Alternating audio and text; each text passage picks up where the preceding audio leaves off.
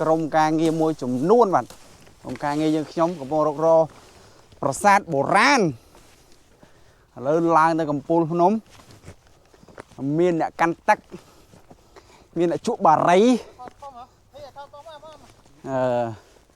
បាទមានគ្រប់យ៉ាងប្រវែងពីនេះទៅប្រហែលជា1 គីឡូម៉ែត្រអូខេឥឡូវយើងឡើងទៅអូយមានអារម្មណ៍ថាវាជាប់ស្អីទេនេះ